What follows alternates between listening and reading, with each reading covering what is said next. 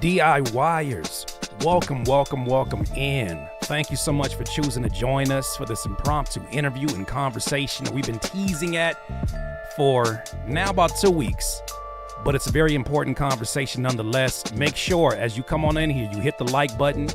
Let your presence be known. Matter of fact, I am almost forgetting to put up the poll so that you know what's going on. Did you hit that like button?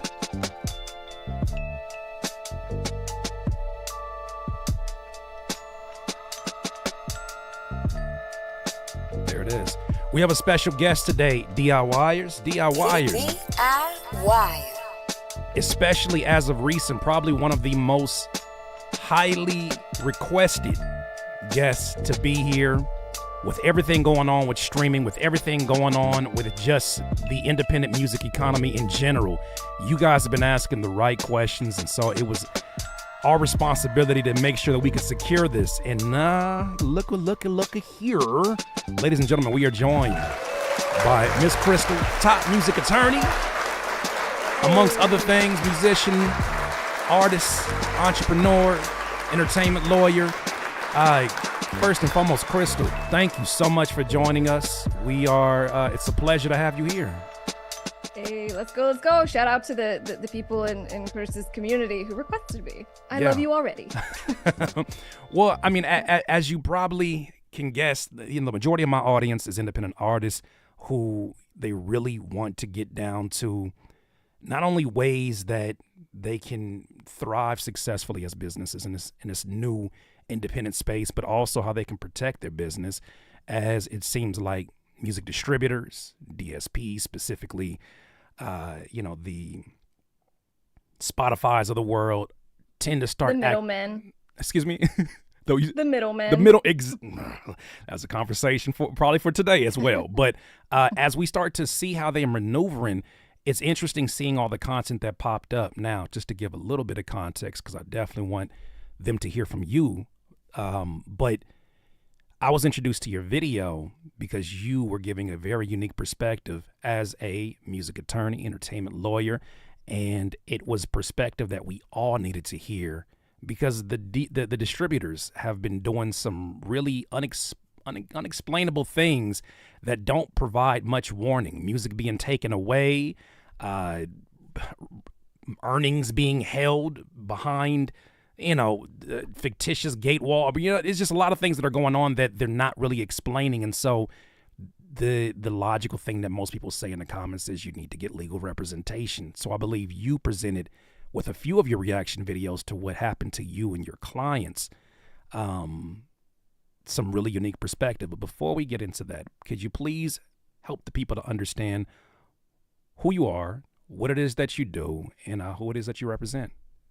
Sure. Well, first and foremost, I'm an independent artist, and I've done music since I was 4 years old.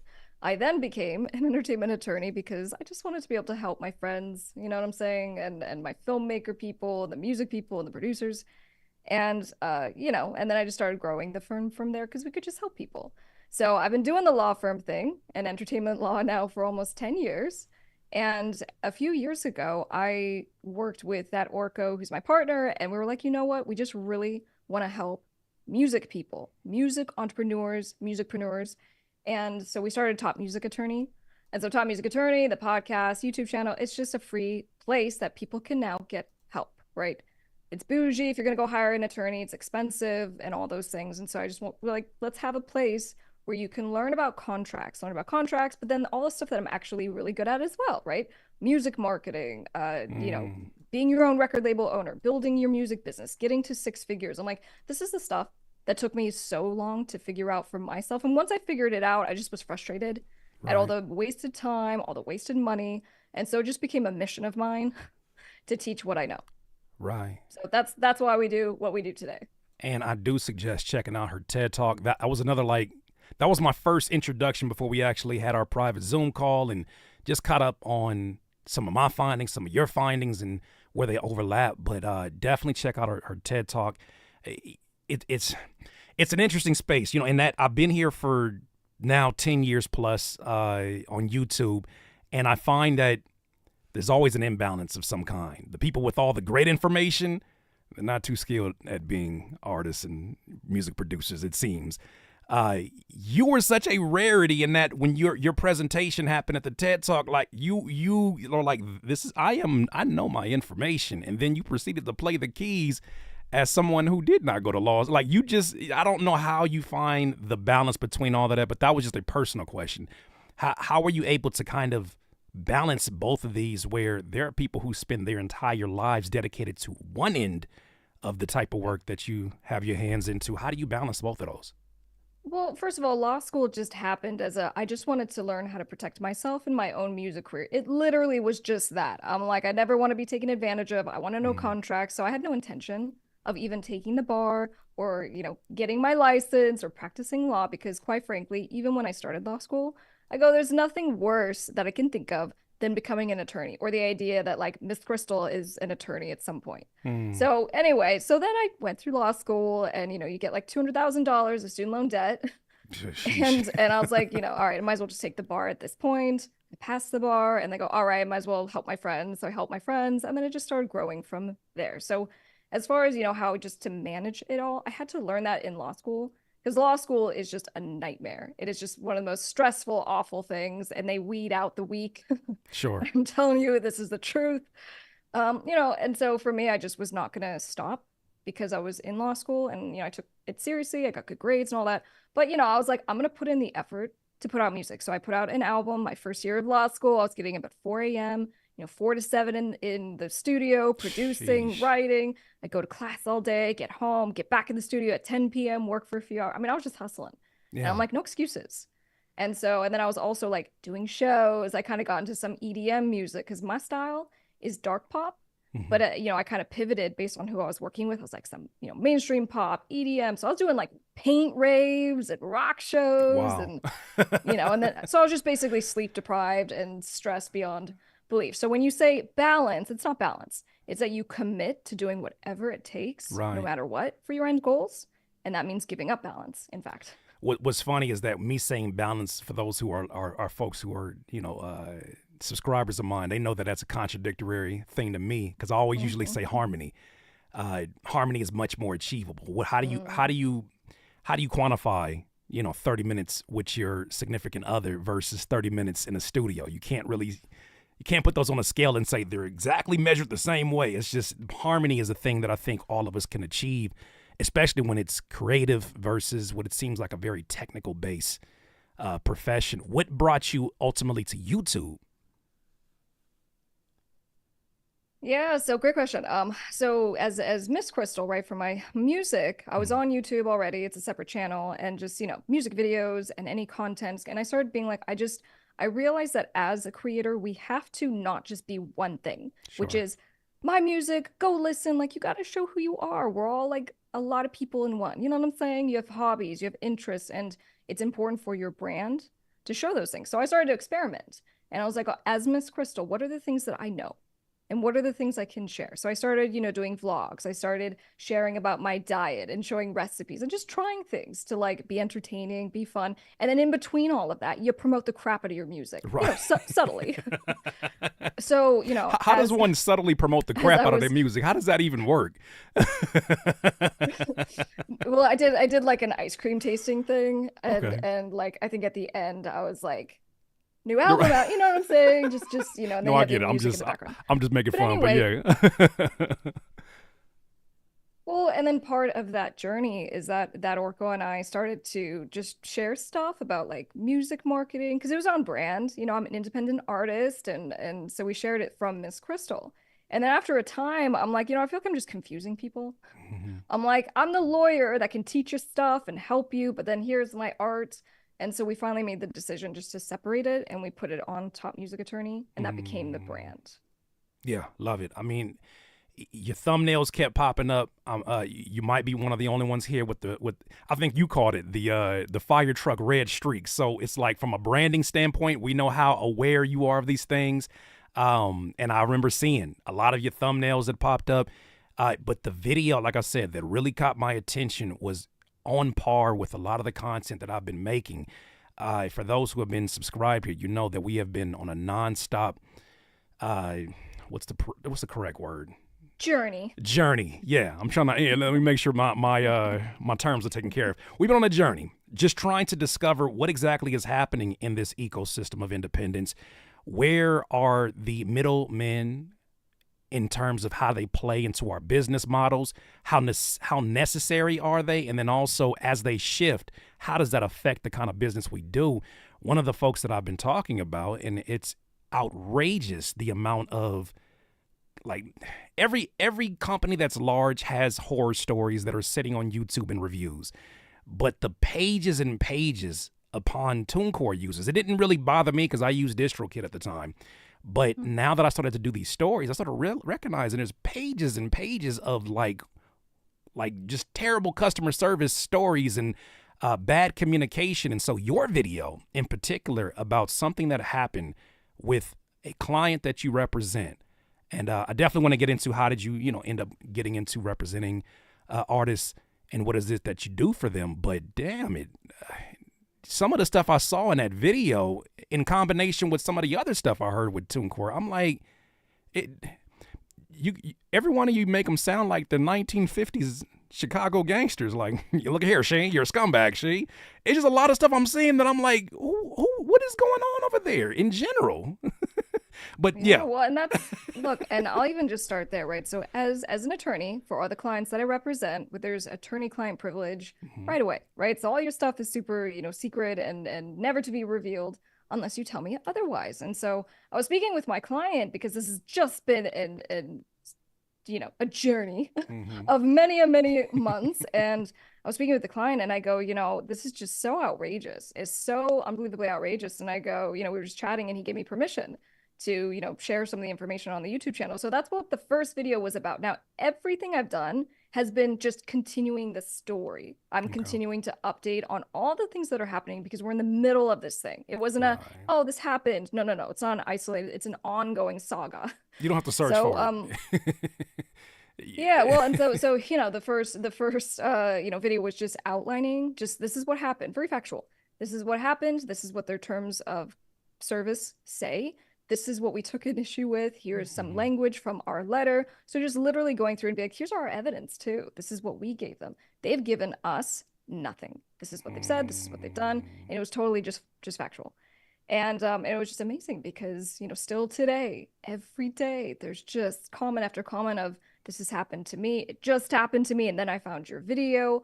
And so, the conversation that it started is just amazing. And, obviously it's terrible for our client. It's very frustrating for our client. It's very expensive for the client to go through all of this.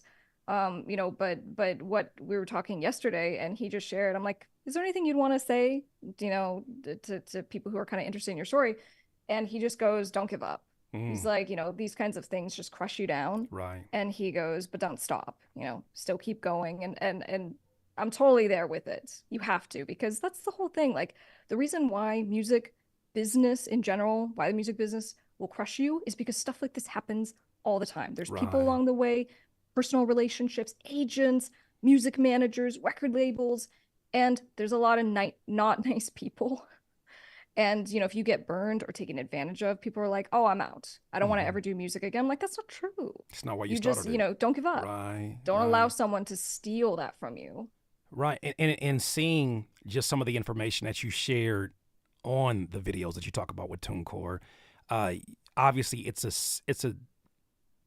certain type of artist that has been able to achieve a certain level of success that obviously they're able to hire you, first of all, and two, they're in a position where that number, I mean, everybody's number matters. If your money is being withheld for whatever reason, that matters. But there's some people who we're talking about, tens of thousands of dollars that are owed to them. So before we get into those, I don't want to get too much into details. I know things are still pending. I want to ask, what type of artists approach you, and what are kind of the ideal clients that you end up representing in this independent space? Yeah, so it's more of, I find more like-minded artists who are like me, just in that either they are starting their own label or being their own music business, and they're just a hustler, even like you. You're like, I need to promote my music and sell my music and figure out how to do that. how to reach people and to not just rely on someone else or just complain and be like, because I'm only getting paid a fraction of a cent on Spotify, I don't make money and so I'm just giving up. No, you go, in fact, I'm taking my stuff off of Spotify and I'm going to figure out how to sell it directly to my fans. So, Right. typically it's just people who take their careers very seriously and they treat it like a real business. Right. And I know we had an offline conversation where you sounded like a concerned friend. You were like, well, but Curtis, what about in terms of being able to reach out and build your audience? And these are things that I am glad that I have the responsibility of figuring out in real time, because they're, once again, as we kind of talked about at length, they're forcing me to make a lot of business based decisions. But I found that in the same way that you may be, say for instance, you're a mom and pop sandwich store, and the place that you import, your salami or your bread from is giving you issues, if it's causing headaches, unnecessary headaches, expensive headaches, you're going to start thinking about who you need to start to outsource or import that from. You're gonna be like, you're gonna have to start thinking about whose legs you have to break. Yeah, what? Yeah, that. I mean, That's not where you're going with that. that might be another angle at it too. I'm trying to be as but at the same time, it's like, no, you do get to a place where making music in general can be such a journey of frustration, can be a journey of, beautiful highlight moments where you're in love with this process. Add on top of that the taxing nature. I understand why the message of the client that you represent is to keep going, because it is not easy. Now, I did not make it easier by choosing to get off of there, but I love the fact that this is forcing me now to say how necessary are these platforms for me to operate the kind of business that I need to operate to not only, survive, but also to thrive in the process. And so I guess I would pose the same question to you. In the direction that the distributors are going, do you feel that personally they're making themselves more of a priority or less of a priority to independent artists? Oh God, no! This is my ongoing. Whoever as a distributor steps up to really make it artist centric and go, we are artist centric. We want Mm-hmm. to help you, and whatever that looks like, we just have more resources to help you. We're giving you better rates, those kinds of things. That's going to be the company that I think does the best, Mm-hmm. because that's not what it is. That's not what it is, generally speaking, for music distributors. So no, they Right. are business centric. They're trying to make money, Mm-hmm. and that's a part of the conversation on my TuneCore videos. Is just, this is, whether they admit it or not, this is a business model for TuneCore and other distributors who do the same kind of thing of forfeiting royalties for whatever reason. If there's ever a reason you get kicked off the platform, they close your account Mm-hmm. and they take your royalties. That is those are monies that they earned Right. without doing anything, Right. right? So, however much money that is spread across hundreds of thousands of artists spread over decades of doing this, I mean, we're talking about quite the business model on top Mm-hmm. of what they do otherwise. Yeah, and it doesn't seem like their definition of artist centric is ever clearly defined. For what you're saying could change a lot for an independent artist if a distributor in fact chose to go a real artist centric direction. How would you define artist centric? I guess in this context.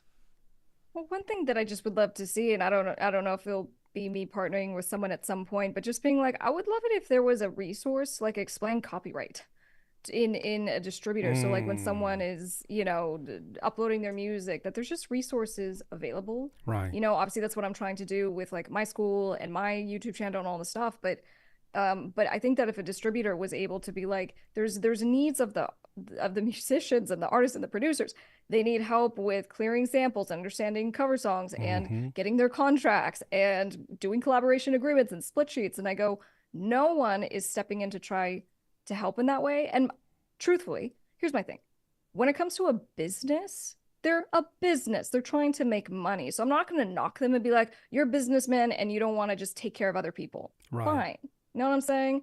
But when artists and producers have no other option, it's a part of the system. They have to go through music distributors. Mm-hmm. That's where I start being like, there's an ucky feeling there.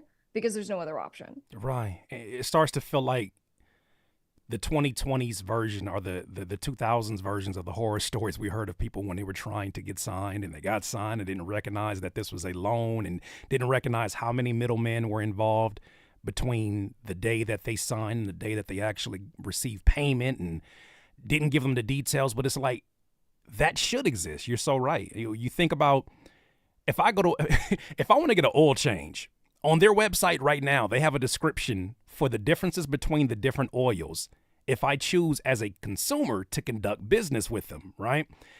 I feel like these platforms are presenting themselves as, hey, we're going to do some heavy lifting for you.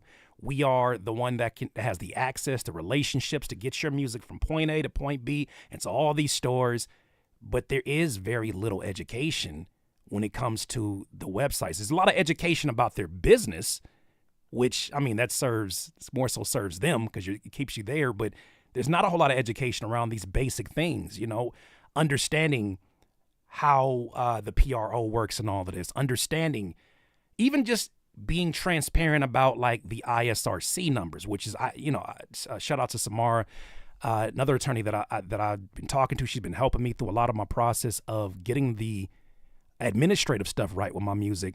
The platforms have their own sort of like unique registrant code that follows all of this stuff. So it's like, these are things that I'm now 20 years into this. It's the first time I'm hearing it, embarrassingly so, but it's like, thanks to folks like yourself who create content, I still feel like that responsibility shouldn't fall solely on you guys, though. I feel like that should be on the place that you're conducting this business on.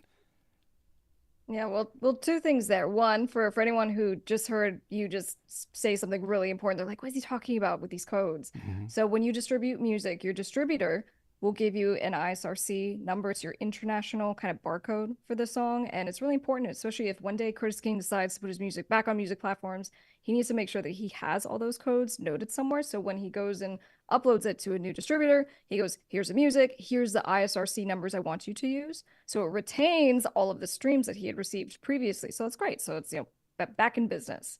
But you want the other metadata in your account before you ever go and like delete your stuff off the platform. Okay. UPC. So it's like catalog numbers, really important as well if you have them. But I would say the most important is just making sure you have a copy of your stuff, right? Some people like, where's my WAV file? Where's my MP3? Have a copy of your music. And then make sure at a minimum you have those ISRC numbers. So that's number one. But then number two, you were talking about, just whose responsibility is it? I will never, and I'll add this to what I said earlier. I will never say that it's okay to be like, someone else needs to train me. Sure. Someone else needs to educate me. No. And that's my thing about, I'm going to provide all the free education about the music business, from the rooted to the tutor, from marketing to, the law stuff and everything in between. And it's up to you to go and watch that free video. Facts. It takes time. It takes energy. It takes all those things. You have zero excuses now to go on YouTube, to use ChatGPT, to use Google. And so I just go, you need to get in the whole other mindset of being a label, of like, I need to do this right. I need to monetize. I need to sell my stuff. I need to figure out how to do this so I can actually have a real music career and not be like, I did a song. It was so hard. I put it on a music platform and I don't know why I'm not a big star. Right. And it's interesting because I felt like that was, I guess, more of the mental game that I noticed with being on the platforms, that it did make me less reliant upon going to seek out my own information, because a lot of the stuff was provided for me. Now that's convenient, but it's not helpful when we start to get down to the meat and potatoes of building a business. And so one of the things that I noticed from being on YouTube, because for a minute my music career was sort of a lower priority than content creation in this space and teaching and helping others, and specifically music producers, for a long stretch of time, it taught me how to run a business. So when I came back to music last year, I started just asking questions like, what business out here survives without emails? And then I started asking questions about my interaction on Spotify, and how much time that I spent on. I mean, hell, you can get on Shopify and you'll have access to your emails. You set that whole thing up. You can, import them from whatever one that you want to use, but just some of these bare things that are like, that's the entry level tools that you need to run a successful business and to have communication with your audience. Why is it that you think that, maybe this is a heavy loaded question, but why is it that you think that the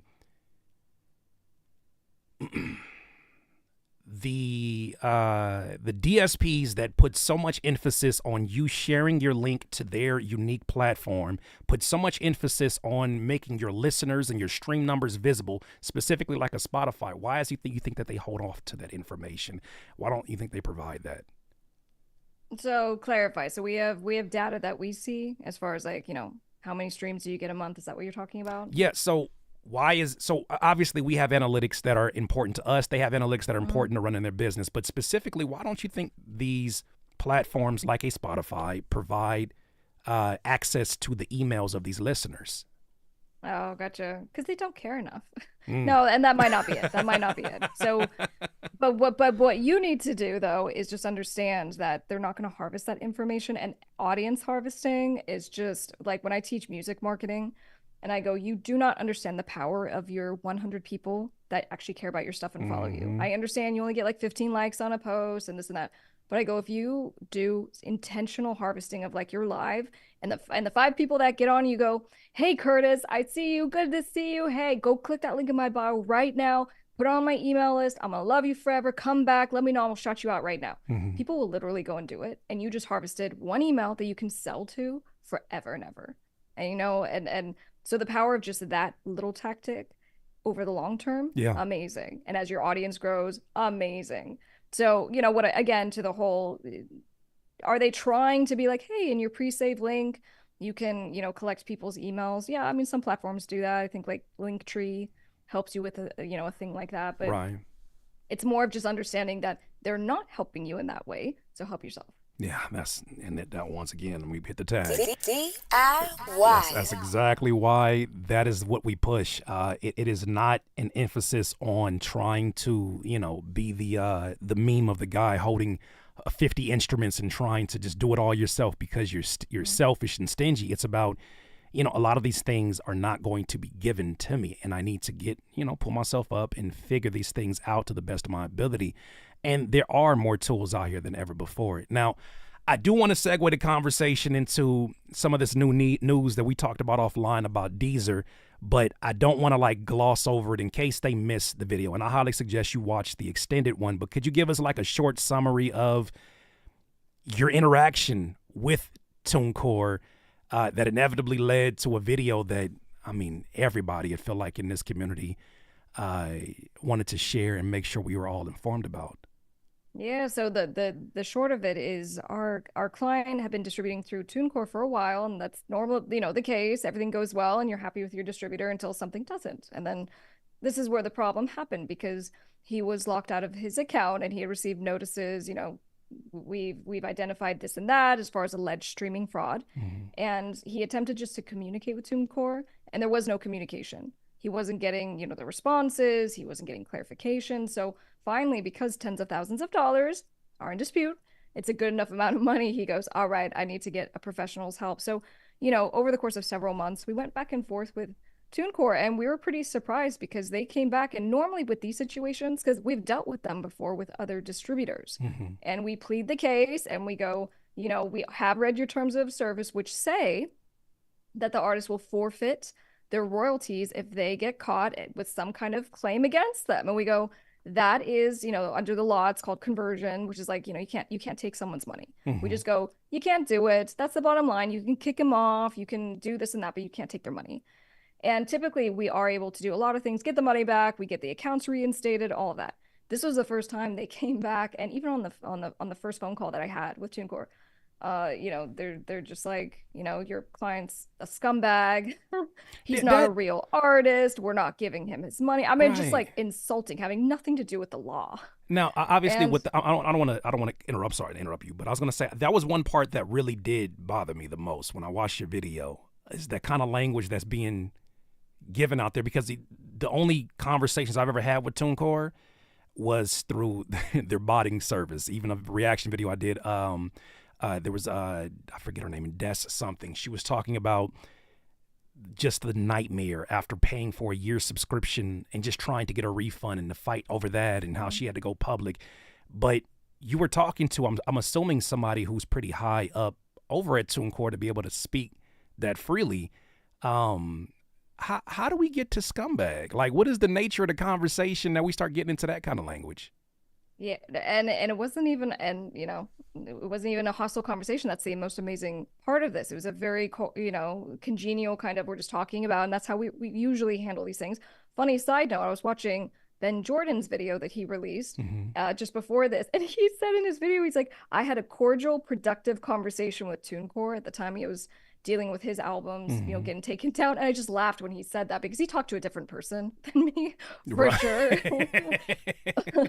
There was nothing cordial or productive about mine. But in any case, yeah, it just is not necessary. Like, at the end of the day, beyond anything else, it's just a low kind of blow. And I go, even if you believe what you're saying, that our client is a big fraudster and paid for fake plays and all of that, what are you talking about? Like, it doesn't make someone a scumbag. It doesn't make them a bad human. And I go, and also you haven't proven anything. So you're just saying stuff at this point. Oh, so they're saying this off of hearsay. They haven't presented any kind of analytics to show any kind of, you know, discrepancies in what's going on. They're just saying that this is, we have some findings. We're not sharing it. And this is our opinion about your client. So then where the 10,000 come from? Specifically, yeah, this is what distributors say. Distributors will say, we have our proprietary methods of how we identify the fake streams. And so we can't tell you. And so they'll go, well, we saw, for example, all this traffic, there's a huge amount of traffic that came from Spotify, or there's a huge amount of traffic that came from, you know, Amazon, whatever it is. And so I go, okay, you're saying this stuff. So no, they are saying stuff to us about what they're, you know, alleging. But I go, you haven't proven it. You haven't given us any kind of actual data. And, you know, so, but then what I go is, even if you're right though, okay, I'll take your argument as true.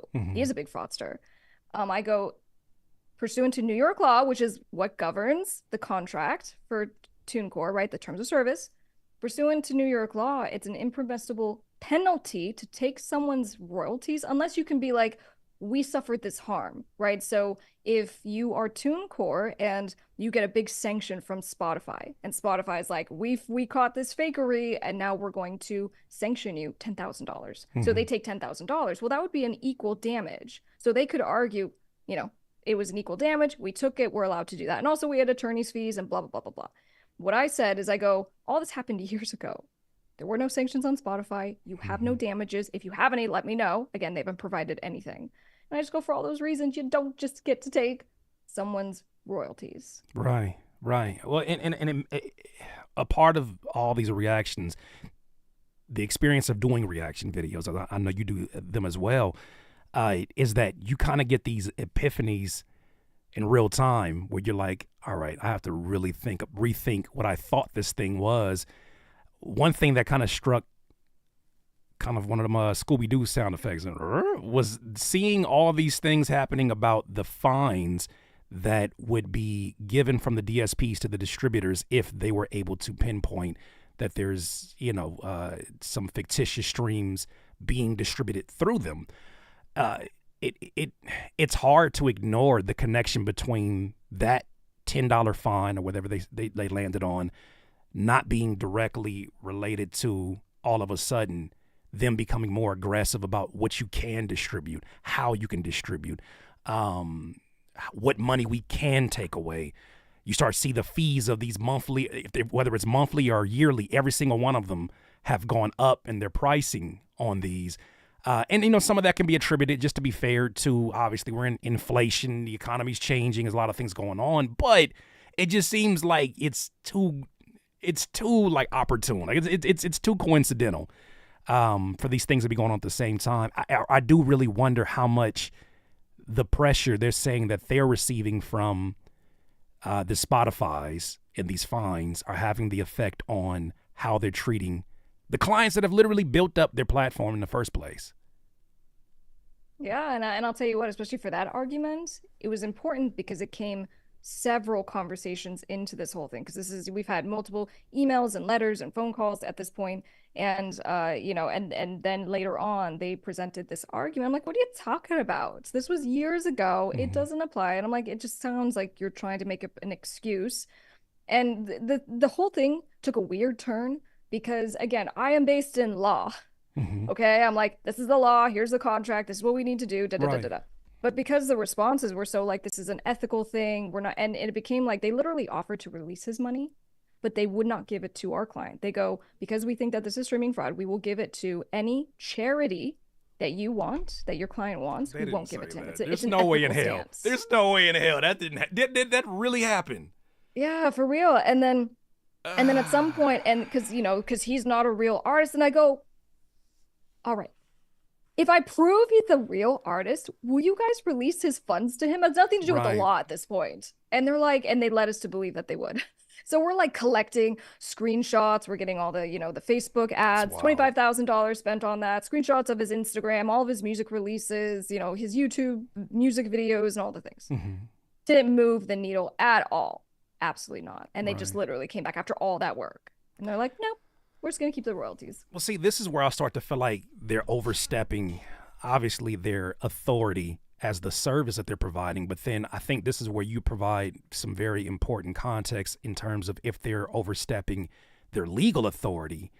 But there's some things that have been happening, like something literally just happened. And I brought this to your attention before we got online today. But Deezer, Deezer, who's been kind of falling underneath the radar. I know the focus, especially of this channel, has been all of the new threshold law or rules that Spotify is putting into place, saying that you must make an annual amount of 1,000 streams before you could even start to get paid for your music. When I talk about this, what's happening with Deezer, because with this article that I'm looking at on The Verge, they're kind of alluding to Deezer was the one that created their version of an artist-centric model that inevitably inspired Spotify.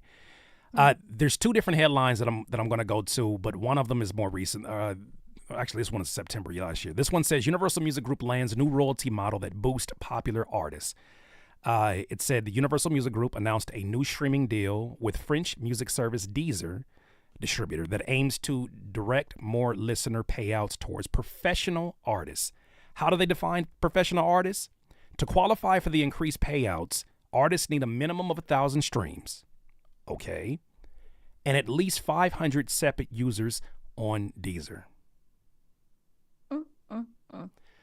When you hear something like that, because I want to get to this other article, when you hear something like that, what are your spider tingle, your Spider-Man, your Spidey senses? What's going on? Like, is it what I think it is? Well, I mean, the first thing that comes, so it's demonetization, right? So we saw with YouTube, and you don't get the privilege of making money from your videos until you hit so many subscribers, so many watched hours, and all this. And then Spotify did it, and same kind of thing. But here we have an actual, what did you say, 500 users? So 500 users. It says 500 separate users on that's Deezer. Quite the threshold.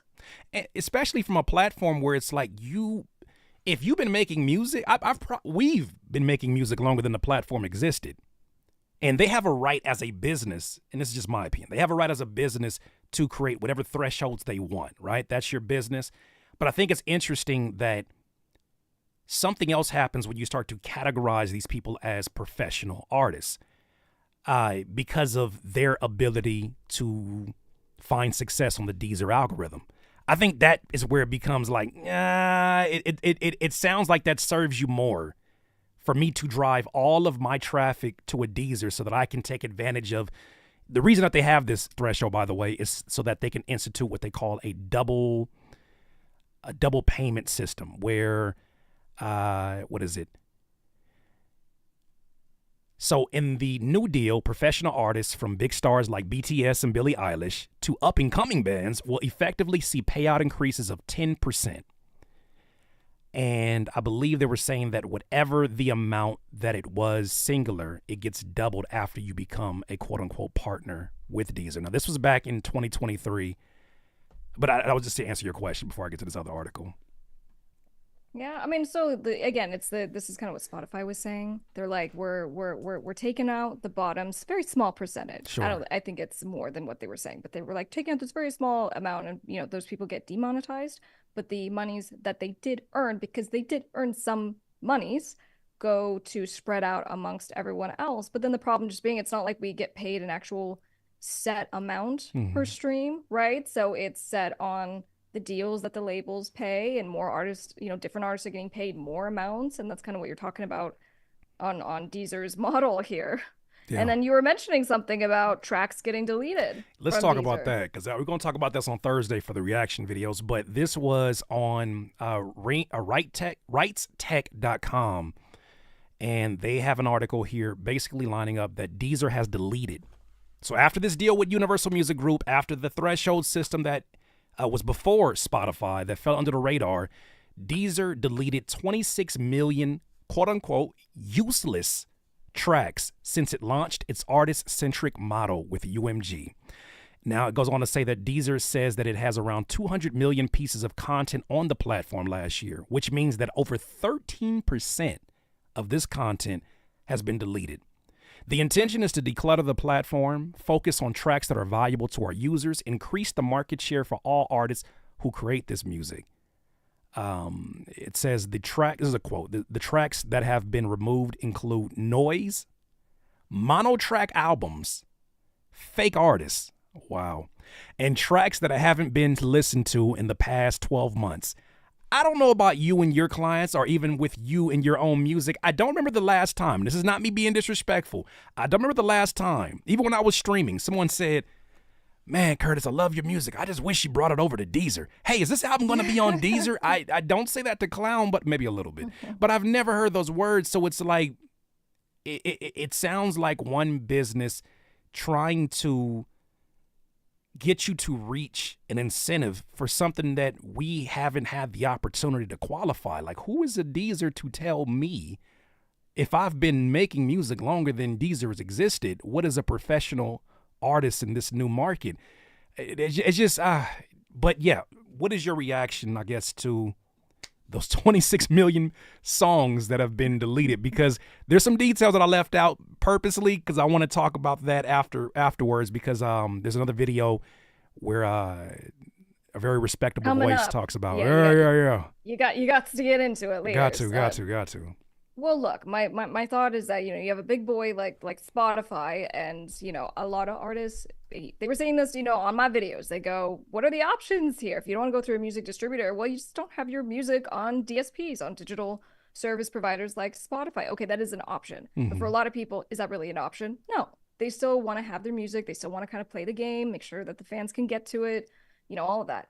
But you have a smaller platform like Deezer, and I go, it's interesting because it's enough. There's a voice. There's a collective voice that independent artists have, and they haven't collective togetherness enough to understand the power that they have, because we make up the majority of the industry, right? We have these little, couple percentages at the top of the biggest artists in the world and the biggest labels and all of that. And underneath that is everyone else. But we're so isolated and disconnected that we don't understand the power that we really do have. So as far as a collective voice on, like, are we really all just going to leave Spotify? Well, we could, but how many lesser people are on Deezer, right? So as far as just being a smaller platform. So I don't know. I get curious when a platform like Deezer makes a move like this. And Right. what does it mean? How will people respond? And what can we actually do about it? Yeah, well, I mean, I've had my own questions about streaming in general, in the direction that, or where it's came from, what it was a result of, especially when you start to dig in and you realize, like, the labels were panicking. They were trying to figure out how to combat piracy. They were trying to figure out how are they going to make money without physical.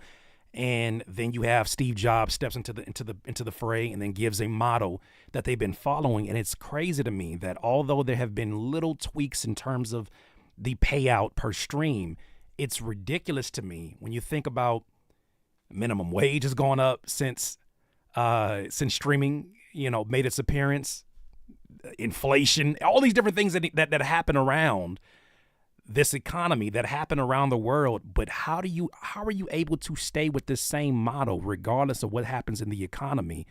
And now, shout out to Ben Jordan because he put out a hell of a video where he's breaking down how there's a good argument for how the majority of artists, even though they're putting all this energy into streaming, could still be losing money after investing into their yearly subscription, after investing into whatever platforms that they need to support that. Now Dolby Digital and all these things are going to be a requirement of some of these platforms.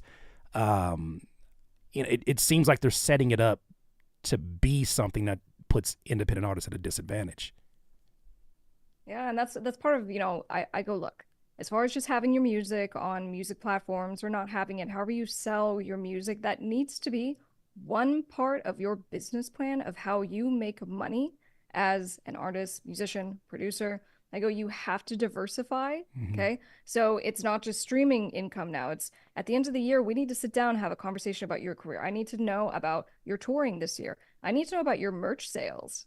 I need to know about your collaborations. Did you put out sample packs? Did you have people hire you for your services to really come up with a more robust model of how you're making money and have stuff that kind of works for you in the background? Because this isn't it. We're talking about all the ways that it's not working right now, and this isn't going to get fixed anytime soon. So that's all the more reason not to just kind of complain about it, be aware of it, participate in the solution, but have what's going on work for you as far as your business model. Sure. Which is why I'm glad that we're living in a time now where, there is platforms like a YouTube where people I've had someone make the argument that the same game that is expected of a streaming platform in terms of quantity at the sacrifice of quality many times is the game that I'm playing with YouTube. And it's like, well, two things are not true about that. One being that content creation wasn't my first passion. Music was my first passion. And there's a different level of care that goes into it when it is something that you actually care about, everything that goes into it. Secondly, with content creation, it is a tool and it's a vehicle that allows me, without having to spend a whole lot of ad money, to have these conversations, relevant conversations with people likely to find benefit in listening to the kind of music that I do and to the kind of products that I provide for folks who do music. So it all works out. That's the way my business is set up. But there's a part of me, and I want to speak to more so, I guess, the artists and you, in that we spend so much time, the years and years building up our craft, learning our different tools, creating this music, creating the artwork, doing the mixing and mastering, employing the people, finding the right people just to get it out there to the public. And everything that we've been covering seems to tell the picture or paint the picture that that's what you're going to make the least amount of money from, is the thing that you invested the most amount of energy and time into.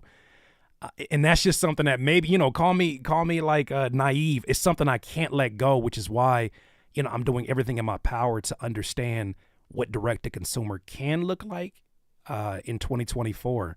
But what is that kind of like? How do you find a middle ground between those, as obviously the technical responsibilities of top music attorney, but then also too Miss Crystal, who does his music and does it at a high clip, a high level? How do you kind of find a middle piece between those two?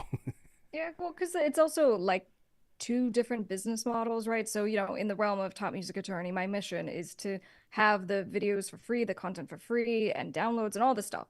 But then for people who need more than just one video and they want all the information, they're like, teach me everything about the music business, there are options to deep dive, and those are going to be paid courses. So I have a vertical of my, of my business that can make money. And that's good because I have expensive editors and all these things to, do what I do. But then on the flip side with, Miss Crystal, it's the same thing. You have to figure out how to monetize. And that for me, like selling stuff has always been the hardest thing. I hate selling stuff, but you have to sell stuff as a musician, okay, to make money. You have to sell stuff on tour, have merch and be able to monetize. And that includes things like synchronization, right? Getting your music into TV and film and games. I just did an interview right before this with BBC World Radio, and they were talking about how, when we were talking about how record labels are doing so many licenses for like gyms and the Pelotons and all this stuff. And I go, yeah, they are, because they need to make money too from this music that they have. And so they're figuring out ways to monetize the catalog. And so we have to do the same, right? And so that's why I go, coming up with a real business plan for yourself. So you're not just relying on streaming, which is just, it's just silly if you're doing that. You have to come up with a model, because you have a skill set. I'm like, Curtis King, man, the stuff that's in this guy's brain as far as being able to run a show and build a YouTube channel and make music. Like, his skill set is very wide because he's done this all himself. And so he can now put that into something and be like, he gives you guys so much knowledge for free, and he does this channel because he just loves you and all this stuff. But, equally, I'm sure he has courses, things that he can help you with as part of his business model. And so that's what we're talking about. Yeah, and making it make sense. And that's, you're right. I mean, I don't know kind of the I don't know what all goes into when you say, like, sometimes it's hard to sell, especially when it's something that, you're like, this is my heart. Like, I don't know what marketing plan, what strategy do you want me to build? Like, what do you want me to do to tell you, like, this is just how I feel? But I do recognize that in having the opportunity to have a YouTube channel and then have to learn, or get to learn, I should say, about all the things that's required to be successful in this field, because you couldn't rely just on ad revenue. There's no way I could support my family. There's no way I could support just on that. And it's still a really good chunk of change. It pays rents and all of that. But at the same time, if you don't learn how to leverage all of this traffic, leverage that and push that into other places, you will be in a place where you're going to kind of have your hands up and looking around. But I will say, now that I've come back to music, I have a very clear perspective I didn't have 10 years ago before I started YouTube. And that now I'm looking at it and I'm like, do I need this middleman? For instance, a distributor. Do I need? Well, I'll need you if I need to have communication. No, you know what? Let's not do that. Even now, like I talked to my audience before about it. I've been experimenting with the idea of not distributing my music to the DSPs, but then utilizing instead the Instagram and TikTok. You literally read my mind. Talk I was to gonna me. ask you that. Yeah, I literally was gonna ask you that. I go, so what's your thing? Like, because I wanna do Sure. a TikTok to Curtis King. So, what's your feeling on having it just on the social media platforms? So the question I had for myself was, I mean, the benefits are obvious. The benefits of having my music be able to be distributed, I'm able to now use it the same way they're telling me to use Spotify. The only thing is, I don't see Spotify as a vehicle that I want to use advertisement for, because I feel like the algorithm is being shifted in a way that is going to benefit what they're going to define as the new independent artist. When I start seeing rumblings of Usher, did you know that Usher is the first independent artist to perform at the Super Bowl? And I'm like, on paper, I get that, but there's someone who's benefited off of this system. So when I see the direction that's going, that's not as appealing. Instagram, though, I'm not there for the payouts. What I can do, and this is what I've been thinking, distribute my music over to an Instagram so that my music shows up where people are going to give it legs. They're going to share it. All the video content that I made now has something to link to. I could also put in my song, get this full song at curtisking.com. That's kind of a call to action. And that works on Instagram. The only issue I have, and this is a very niche issue with TikTok, is that, or two, one, are they going to even be around? And the second one being, when you distribute your music to a TikTok, they automatically snip it down to a minute. And when they do that, it mutes whatever content is available on TikTok. So if I have videos that are up there right now, it won't sync it to the part of the song. It'll just mute it until I link it up with that. So these are the things that I have to I get to like toy around with, but I have really been given a lot of a lot of thought to it, because I feel like that is a vehicle that could help my direct-to-consumer business. What are your thoughts, and what made you want to ask about that? Well, because it's marketing, right? There's nothing more important as, just marketing. As you got to have your contracts. You just do. You have to have contracts. You need to understand and register your copyrights and get your trademark for your artist name and your record label name and all that stuff. Okay. Right. And in between, distribute your music and have a plan and build your team, but constantly getting to new eyes and new ears is so important. And so making sure you show up, and then however much you're showing up right now, it's not enough.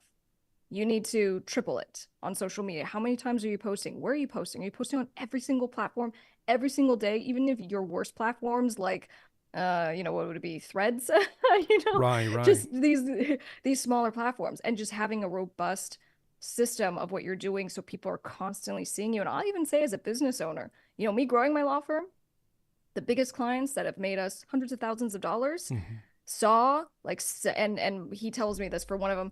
He goes, I saw your post on LinkedIn. He goes like 7 times in a row over the course of like several weeks. Wow. He goes, you just kept showing up. And my stuff was just no engagement. It's very beginning, of my law firm days. And he goes, but every time I saw it, I was like, that's good. She knows what she's talking about. That's good. And that's what people think when they hear your music. They're like, that felt good. But like to have someone jump a platform and go to your website and buy your CD, or go to, Spotify, it's asking a lot. It really is. People are busy. They're not going to do it until they fall in love with you. Right. So you got to show up. And that's why I go, just, keep giving people an opportunity to get a taste of your music. And that's it. Yeah. And this is my whole thing. It's think like a record label, sell like a rock star. Love that. I love that. I know that's part of your brand. Like, and I absolutely hear you on that, because I do see the benefit, the obvious benefit in meeting new people. I do feel that, and I am one person that has definitely had this or experienced this. I underestimated, and you talked about this earlier, the power of that 100. And if you take care of that 100, 140, I think there's people right now that are asking for a lot from streams, or asking a lot from, the vanity metrics on the social media. And the truth of the matter is their website's not even ready for that influx of traffic. You could have the call to action ready, but your website's not even mobile friendly. It's not prepared to take on the kind of traffic you say that you want. So that blessing could easily be a curse, right?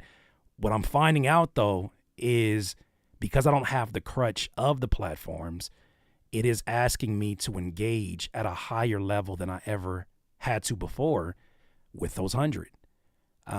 So I'm figuring out the real footwork is engaging with my audience, but I can only do that because I went to direct to consumer and I got what you call it? I got my damn emails. Well, I mean, what you're saying, you're like, I'm learning how to monetize without streaming. That's like a shirt. It wouldn't sell well, but not right now. nonetheless. Give it like 10 years, yeah. Yeah. So how was your time? And I want to be respectful of your time, and we really appreciate all the information you've been giving us thus far. Oh, I'm good for another 15 minutes. I don't even know. Okay. We're just going along. So let's do this. DIYers, for those of you that are here, I'm sure that you have very specific questions, and it's not every day that you get to talk to top music attorney. Maybe they do when they engage with your content and whatnot. But we're here, and the conversation is obviously distributors that are overstepping their boundaries, sometimes even on a legal level.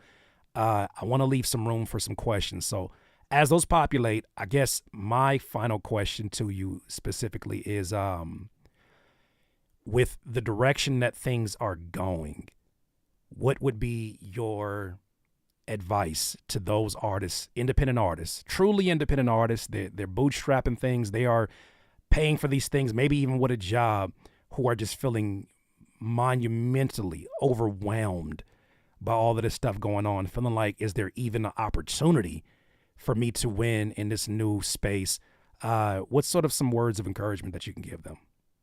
Yeah, I think, for me, I always go, if I could get you to 6 figures, right? 6 figures a year, that's a lot of money. And so that's $10,000 a month. That's a lot of money. And what I'm telling you is that there isn't a secret formula, you know what I'm saying, that people are going to try to sell you, but there is kind of a blueprint that I've seen that worked for me. And I told you, I just went through, doing all the wrong things, just month after month, year after year, just trying to get, a PR company, trying to get a manager, trying to get a label and all this stuff, and just wasting my time. And then just realizing the answer to everything was my actual audience and my actual music. And I go, build the relationship with the audience, because then you can later monetize, because they want to support you. Ben Right. Jordan talked about this in the conversation that I had with him. We released a piece of it about the TuneCore, but we'll do this one as well. But, he just mentioned about like the first time he was like, hey, here's my stuff for free.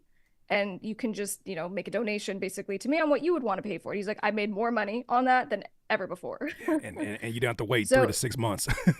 that's right. So building the relationship with the audience, but then also learning how to monetize and really treat yourself like a business. And that's why I always go think like a record label. It's not that you have to be a record label, but if you think like a record label, then you're going to start to sell like a rock star, right? So and I'll say we'll answer these questions, but I also go live for this reason every week on Wednesdays. And so that, every week when people are like, I need help and they can't get a hold of me or they can't afford me or whatever, they can come over to Top Music Attorney on YouTube. We're live at 5 p.m. PST. That's my little plug. There it is. No, please do. We have your information too in the description for those that want to get information. I put her website in there as well as the YouTube channel, which I highly suggest starting at the YouTube channel first, because when you start to see the level of information that is there, it's probably going to be answers to the questions that you're asking right now. But I highly suggest that you jump into that live stream, which, by the way, I was told there's a possibility I might be invited over to have a conversation about things. I feel like it might be a low-key intervention, because it seems like you're not done with this conversation about Curtis not putting stuff on streaming. You're like, and there's been many of people who have had interventions with me, and I'm telling them, I'm saying, look, I am figuring this out in real time. What I can say is the first initial releases that I've had have been eye openers in a positive way. The kick in the ass in terms of how tired and how much work actually goes into this, I'm learning in real time how to balance that. So, I'm waiting on these questions that are coming through. There was one that was posed, but I think you kind of answered that one already. But this is from, I believe, a producer named Nur. Nur says, what would you say is the best path as a beginning producer, performing artist to build up the income? Like, what would you say are definite do's and don'ts to build a stable income from music? Do have a website where people can find out how to hire you. Do promote that you do that thing and show what you're doing, and do just post it without being like it has to be super fancy. Okay, you fancy pants kids, it doesn't have to be fancy. You're in your studio, turn around at the end of your session, put up your phone, play it through the speakers, and just be like, working on this thing, and share it. Low barrier to entry of just pushing it out, and then start building an audience of people who are interested. It might be other producers who are following you. It might be people who want to work with you. And then now they have a place that they can go, and they can look at your rates. They can look at your resume. They can DM you, be on the DMs, reach out to people, offer to do free stuff, start hustling, do all of those things. Don't do what a lot of producers also do, which is, hey, my Instagram, and it's just self-serving. It's like cute pictures of you and your dog, and there's no music anywhere. Your music should be pinned at the top. There should be a website. Like, it is your business card. So treat it as such. It does not look good right now. I promise it doesn't. Go and look at it from a consumer standpoint and make those updates today. Yeah. So here's another question. That was a great answer, by the way. That helps to clearly get us there. This is a question by Drive-By Commentator. Could you ask Top Music Attorney, what future challenges do you see for independent creators with instant AI song generations like Suno? Is there danger of market oversaturation in your opinion? Well, sure. And that's what, the DSPs are talking about. They're like, we're ingesting millions of tracks anyway from real artists and producers. And now there are AI generated content being added into the mix, right? And so we're trying to figure out, how do we handle this, and how are we going to pay everyone? And so the issue is already happening. It's the issue of dilution. But I go, you can't use that as like just because there's a million of me that make music like me, that are my age, that kind of look like me. There's not one just like you. And it's up to you to figure out, again, as your own record label, it's up to you to figure out how to make your product, right? Your services, your music, your voice, to make it stand out. And it takes a lot of time, man. Like, for, Curtis, I don't know how long it took for you to have one of your first videos go up on your YouTube channel, but for me, I've posted like 1,200 videos, and they were just as good in the beginning as they are now. And now there's, starting to kind of pop through, and you got to put in the reps. You do. It's the same with music. And until just to piggyback off of what you're saying, until you have that mind switch of I have to I get to. That was such a major one for me. Was like, damn, I had to do 200 videos before I got my first 1,000 viewed video, and it's like, nah, you didn't have to do any of this, Curtis. You were blessed to living a time where you could turn your iPhone 6 around or whatever it was at the time and just talk for 3 minutes, and somebody will show up and leave a comment about that. Yeah. That might sound outrageous to somebody in the 60s, 70s, 80s, but it's like now that we're here, I'm seeing the blessing of it. Even with the whole conversation, there's some people in here that are saying, Curtis, you have to have your music on streaming, and you have to do this, and it's like, I can live more with the consequences of what I have done because I can see and I can weigh the things that have happened. I can't live with the part of me that was like, bet you ain't gonna do it, bet you won't do it. What you think I happened? I could not live with that part of me. So I'm glad that I have done it, because now I'm looking and I'm like, I have information now when somebody, and I don't think it should be a one size fits all for any business model. I think we all have to go on our own journeys. We don't have to reinvent the wheel. But I think we have to go on our own journeys, figure these things out, get some very specific answers to specific questions, and then let it be. Let's get one more. Let me get one more here.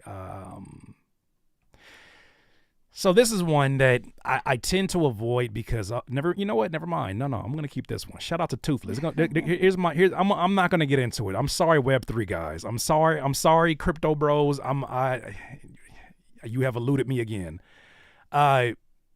Toothless, this is my video editor. He's done a fantastic job of not only editing my videos, but also doing content of his own. But he says, have you considered going direct to consumer yourself, Crystal? If no, what would be the results required for you to take the leap? I did. So in my just trying stuff on TikTok, because right now if you do really long videos, like 6 minutes, saw that, you get favored. And so after actually I'd spoken with you, I was like doing my hair and I was like, all right, let me just think about this out loud. And so I just did, kind of a time lapse thing where I was just talking through if I took my music off music platforms, and I pontificated. Right. And actually it did really well. It outperformed all my other content. So I was like, all right, that's cool. Fire. But I actually thought this through and I go, you know what? I think I fall somewhere in between Curtis King and Ben Jordan. Because Curtis, is doing a certain business model and trying that. Ben Jordan, he doesn't want to take the music off because, he has a philosophy, thinks it's, harming the fans and the relationship and all that. I go, I think I fall somewhere in between. I go because it's kind of scary. What Curtis King did is pretty scary. So, kudos to just the bravery of that. And I go, I think because I treat music platforms like marketing. Of just, it's there. And so I go, I think with my next album, perhaps I will try singles. And I go, I'm still going to release the singles because it's a taste. Everything is about a taste. You got to give the first away for free. You know what I'm talking about, okay? Right. And then you get them hooked. So you utilize social media. That's just, for sure. That's soft releasing. And then you have, the one or two that kind of goes up, singles or otherwise. And then you push. When you go to get the album, you go to the album or to the website or to do a package deal. And that's what I've been talking about with my music producer. I'm like, I love that. I think I'd like to try that. Yeah, and here's one thing, and I think I want to end on this note because first of all, round of applause. I'm so glad we had this conversation. I hope you guys have seen and gotten the value that you look to get. The round of applause. Oh my goodness. So I have this argument in the midst of me pulling my music. Did I piss off some people who were fans of my music? Of course, that happens. What I'm trying to discover now, and I'm having this only by having like one-to-one conversations that I didn't have before because of the buffer of streaming. How many of these fans are actually consumers, and how many of these consumers are actually fans? And when I talk to the people who, for instance, I had an album that I released via Even in December, and 140 people accounted for about $4,000 in sales. The conversations I had with those people, in addition to the people who bought on Bandcamp, were all about, man, I love what you're doing, bro. Man, you got to stand up to these folks, man. Keep going. I'm here to support whatever you got going on. I can't even fathom a reality where I deprioritize the needs that they have over the person who's pissed off that You didn't even put it on Spotify. I don't care about your rights. Like that's one. I'm on the extreme of that. But at the same time, I'm also at the place where it's like, I understand customers always right mentality. I understand all these things, but I think these things are going to get challenged over the next few years, just in general. I feel like we should be in a position where we have, as artists, for the last 20 years that streaming has been available, asked to do all kind of sacrificing. And in the process, we've asked the consumer to do nothing. And it seems like it's all been out of fear of piracy. All the fear of piracy, right? But yet and still, there's companies that exist today, for instance, the program I use, FL Studio, gets pirated all the damn time, no matter how many changes. But they still stand as one of the number one companies in spite of that. And I wonder, in this new space and this new level of accessibility and this new like consumer that is feeling like they're a part of the team, if there exists enough people that you can have a successful, thriving business, and those folks can be the word of mouth part of your marketing to introduce other people who are just like them.